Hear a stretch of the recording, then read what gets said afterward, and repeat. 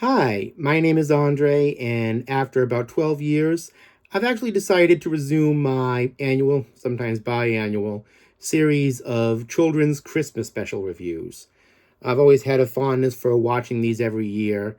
I know that in the 12 years since I've last done one of these, the world in YouTube has become much more cynical. People have become content creators making their living on the site, and a lot of them have to follow meme and comedy based trends and are often repeating things from each other as a result. So there's a certain homogenous quality about what I've been seeing. And I've seen a lot of reviews about the special I'm about to talk about, and a number of others. And I just wanted to keep with my own personal tradition of doing this in a somewhat personal, somewhat historical, and more or less journalistic way of looking at things. And the special I'm talking about today is a personal favorite of mine that I've watched from childhood, and each time I watch it as an adult, I get something different from it. And it's called The Lollipop Dragon and the Great Christmas Race. A little bit of the history of this special. The Lollipop Dragon started sometime in the late 1970s as a series of film strips meant to teach children ideas about civic duties such as helping others, fair play, things like that. And that extended into the early 80s. And what happened was an American agency called Blair Entertainment teamed up with a Hungarian company called, I believe it's pronounced Paleon Filmworks, to create the first TV specials in a series of two. And the first one was called The Lollipop Dragon and the Great Christmas Race. The second one was called The Magical Lollipop Adventure. That came out in 1986. But my personal history with this is that at the time, my mother really was interested in me watching this Lollipop Dragon. She recommended it. At the time, I think I wanted to see the Glow Friends Christmas, which I love too, and I think I did a review of that already. If I haven't, I'll do one in the future. But, there's an attitude among a lot of my generation today that a lot of the TV specials at the holidays and just in general were what is being called now, 30-minute TV commercials, or were just designed to encourage children to buy toys. And there could be some truth in that, or it might be fairly dubious. You never know. But so I watched The Lollipop Dragon. As a child, I enjoyed the colorfulness of it, but as I've gotten older, I've realized a lot of other things about it. But on to the show itself. The plot of this is that the Lollipop Dragon himself is something of a community leader in a cloud-based kingdom called Tum Tum. And the look of Tum Tum is absolutely beautiful and gorgeous. It's very Peter Max slash Yellow Submarine, basically a kindergarten version of psychedelia. There are dragons everywhere, all these multicultural people dressed like stars and space characters of one sort or another. And there's a king and queen of Tum Tum and their children, Prince Hubert and Princess Gwendolyn, and a group of three smaller dragons, one of whom's name is Cuddles. I don't remember the names of all the others. But anyway, they're having a Christmas party here. And it's announced that the Kingdom of Tum Tum is going to run a Christmas race and that anyone may enter. And the winner of this race is going to get a lollipop flavor of their personal choice to give to all the children of the world. So they're all thinking about the flavors they like or they want people to try. But there's a character named Baron Bad Blood, and he has a little monster friend that hangs around with him. And he's just really upset that the people of Tum Tum are happy. And he wants to run in the race to spoil it. So he just announces his run for the race. Everybody in town in Tum Tum is saying that we don't want you to run, Baron Bad Blood. We're telling the Lollipop Dragon to use his fire breath to stop him. And Lollipop Dragon says, I can't do that. Even though I don't like to admit this myself, he has as much right to race as anybody else. And we have the right to beat him. And the Baron uses some sort of memory cloud bubble to remind them of what the MC of the race said, that anyone may enter. So the minute the race starts, instantly the Baron begins cheating. He's been setting up to do this all along. There's a song in it where he's saying he's going to use every trick in the book to win first prize.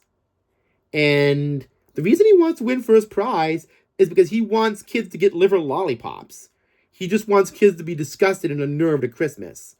Basically a troll or a killjoy. So anyway, the race is run, and, you know, there's a little side note to this. The Lollipop Dragon is voiced by a theater/voice actor named Gary Wilmot. And Gary Wilmot also voices one of my favorite characters in the special, a court musician named Harry Troll, who's always singing everything in the show. He's always playing some sort of ragtime piano. He's a very funky little character, and I love him. He's like a little purple, tribble type of character. And, they didn't make any more animated specials aside from those two. But I wish they did, because I wanted to see way more of Harry Troll and the dragon in particular. They're both really wonderful characters.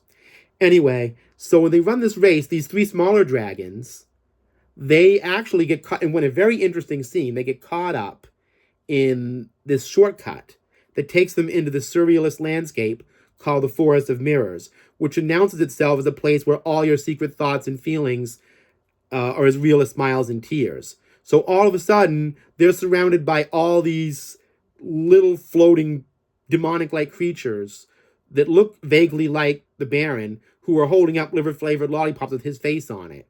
And, it's reflecting all of these dragons' concerns about winning the race. So the Forest of Mirror voice is telling them, do you love Christmas? Think about it. So they decided they think about Christmas and fill their heads with their positive ambitions. All these demonic visions will disappear. And then they are thrown out of the Forest of Mirrors, which is a very fascinating scene. And what happens is, in the end, one of the Baron's attempts at cheating backfires on him. And basically, everyone in Tum Tum ends up winning the race. So instead of one of the characters getting a lollipop flavor of their choice, because they helped defeat the Baron as planned, they each got a lollipop of the choice they wanted to send to the world because of their ambition, And there's a song in the end about how love and kindness and community is the Lollipop Dragon's gift to the world, and the lollipops are a symbol of this. I love this as a child because I think of the color, the psychedelic landscape of it. But as I get older, and I just watched it this year, I realized something really interesting about it. We live in a very cynical world, especially today. A lot of us are very scared and angry constantly. And makes you wonder, all of us learn lessons about kindness, community, and cooperation when we're children. Why does that all slip away when we become adults? And, we become hardened and self-centered. And you realize when you watch this show that if the people and characters in it all had the attitude that we had in real life, this would have had a very sad ending. Some of the characters were adults. Some of the characters were young, youthful dragons and people and other animals. They had little lavender panda bears.